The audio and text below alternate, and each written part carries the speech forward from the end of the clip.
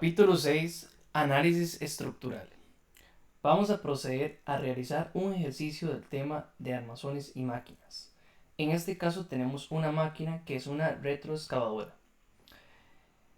El movimiento del cubo de la retroexcavadora que se muestra en la figura se controla mediante dos brazos y un eslabón articulado en el punto D.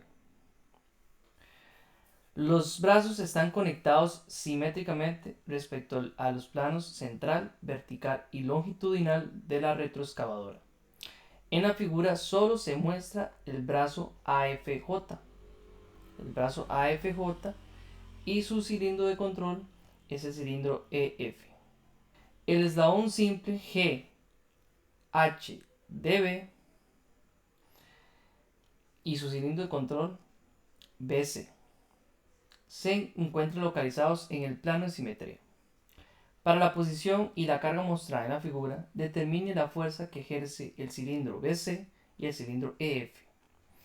Nótese que nos están diciendo que existen dos brazos JFA, que uno está detrás de todo el eslabón simple y otro estaría al frente, pero el frente no está mostrado para que podamos interpretar mejor la figura. Eso quiere decir que tenemos dos cilindros EF y solamente un cilindro BC que controla el brazo simétrico.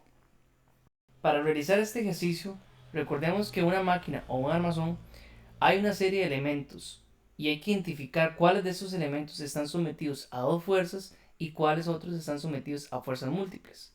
Es importante recordar que los cilindros, este actuador lineal, solamente son elementos a dos fuerzas, solamente están sometidos tanto a tensión o a compresión. En cambio, también, si ustedes observan el elemento GH, este pequeño eslabón acá, que solo está conectado en punto G y en punto H, solamente este elemento, es un elemento que está sometido a dos fuerzas. Eso quiere decir que está o a tensión o a compresión. Dependiendo del análisis, nos iremos dando cuenta de cuáles son las fuerzas internas de cada elemento. Los demás elementos, tanto este brazo HDB como el brazo principal, o el brazo, en este caso el brazo mayor, tiene varios puntos de conexión. Eso quiere decir que son elementos sometidos a fuerzas múltiples. Entonces, como primer paso para ir determinando las fuerzas internas de ciertos elementos, debemos de realizar un diagrama de cuerpo libre, ya sea de una cierta porción o del todo del bastidor o máquina, si fuera necesario, o de algún elemento específico. En este caso, debido a que nuestra fuerza, la única fuerza conocida o la fuerza de entrada es la de 4500 libras, aplicado en el cubo de la retroexcavadora, procedemos solamente a realizar un diagrama de cuerpo libre de dicho elemento, en donde vamos a interpretar cómo estarían entonces las fuerzas del punto G y J. Teniendo el diagrama de cuerpo libre del cubo de la retroexcavadora, vamos a observar que en el punto J tenemos dos reacciones y en el punto G solamente una reacción o una fuerza con dirección conocida. Esto se ve, como les mencioné anteriormente, que el elemento GH, el pequeño eslabón que observan acá, es un elemento sometido a fuerzas, por lo cual conozco la dirección de la fuerza. En cambio, en el punto J, en esta pequeña articulación, existen dos reacciones debido a que todo el brazo JFAD es un brazo que está sometido a fuerzas múltiples. Eso quiere decir que en la articulación en J estaría sometido a dos reacciones. Solamente para este diagrama lo que requiero es determinar la fuerza GH, debido a que si determino esa fuerza podré posteriormente analizar el brazo HDB y determinar uno de los cilindros que me solicita el ejercicio. Para esto simplemente vamos a realizar una sumatoria de momentos en el punto J. De esa forma, ambas reacciones en J serían fuerzas concurrentes al punto y no las vamos a considerar en el desarrollo de la ecuación. Simplemente tendríamos entonces que la fuerza 4500 por una distancia de 20 nos daría un momento a favor, menos la fuerza GH por una distancia de 22 nos daría entonces otro momento igual a 0, y de aquí obtenemos que justamente la fuerza del elemento GH es una fuerza de 4091 libras y está sometido a tensión. Conociendo esta fuerza, ya podríamos entonces analizar posteriormente el brazo HDB para poder determinar cuál sería la fuerza del cilindro BC. Entonces, realizando el diagrama de cuerpo libre, nos quedaría de la siguiente forma.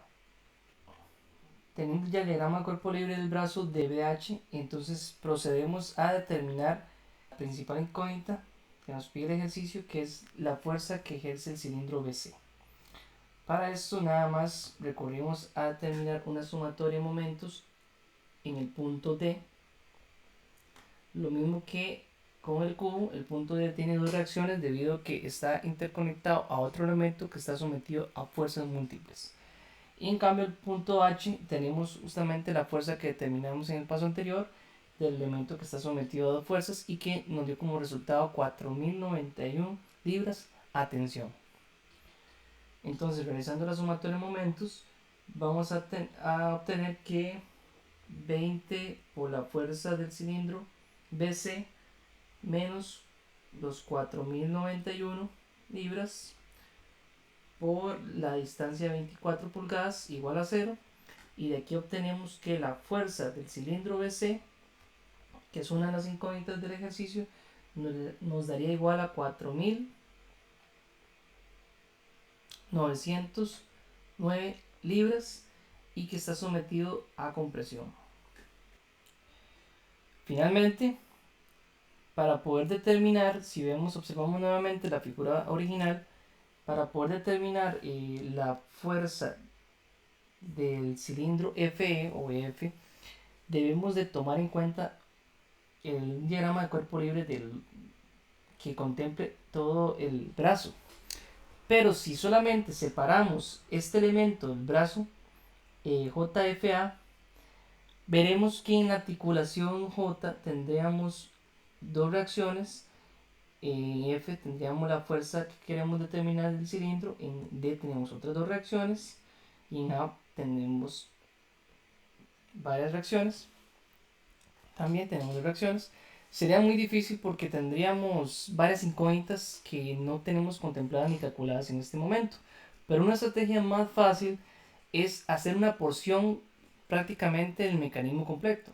Es decir, algo similar al método de secciones, podríamos hacer una porción y separar el elemento contemplando todo esto, desconectándolo en estos tres puntos, para que ahora estos tres puntos sean fuerzas externas y no fuerzas internas como estamos viendo en este momento. Entonces vamos a proceder a realizar un diagrama de cuerpo libre de todo el mecanismo completo. El diagrama de cuerpo libre del mecanismo completo daría como se observa en la figura.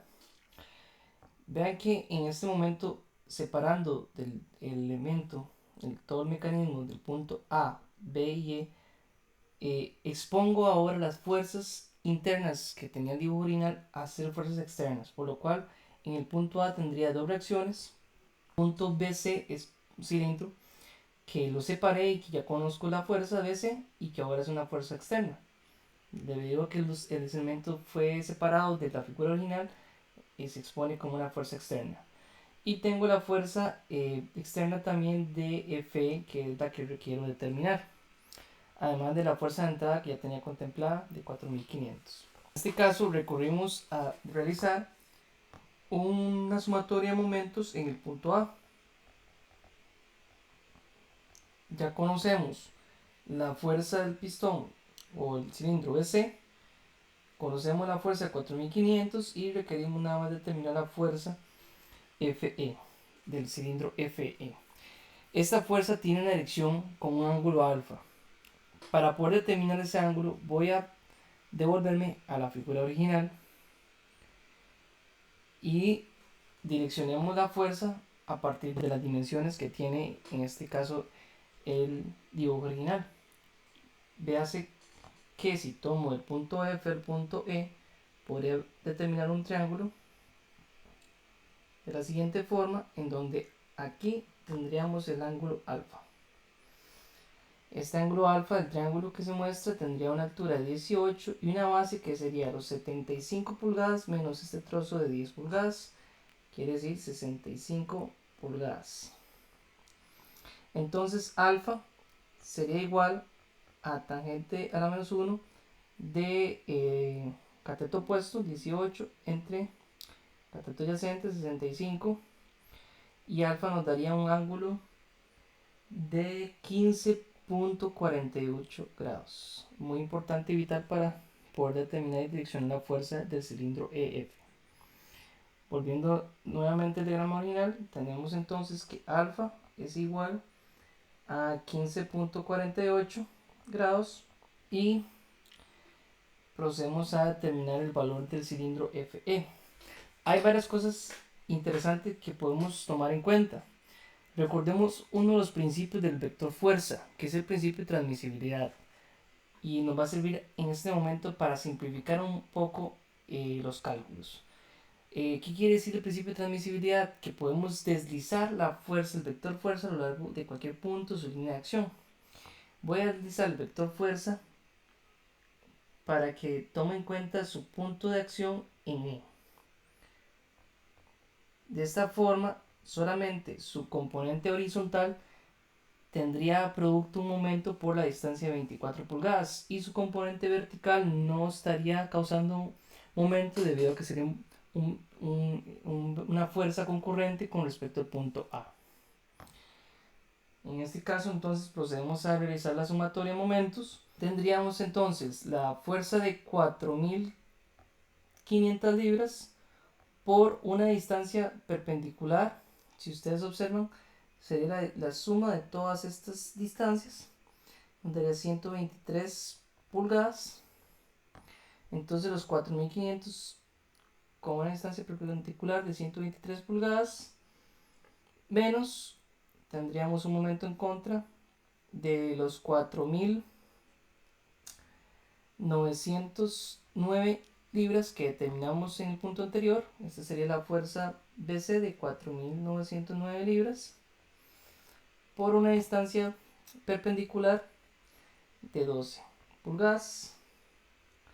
Además de eso, vamos entonces a considerar la fuerza del cilindro F aplicada en el punto E, por lo cual nada más tendría que considerar su componente horizontal, que sería entonces F, la fuerza FE por el coseno de alfa de 15.48 grados por una distancia de 24 pulgadas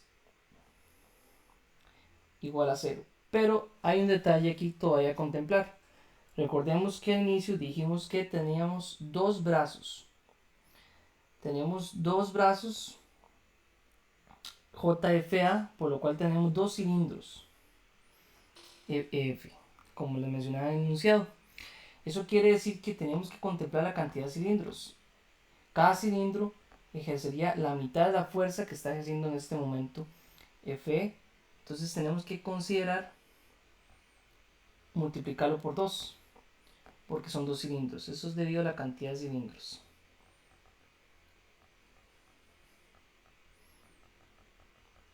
Es un caso especial debido a que el ejercicio en el enunciado ya nos indica que hay dos brazos JFA.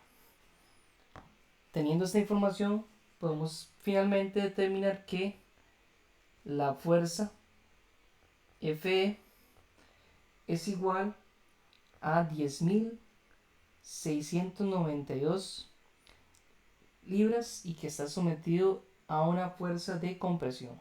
Y con esto finalizaríamos con el ejercicio y ya tendríamos el valor de la fuerza de ambos cilindros.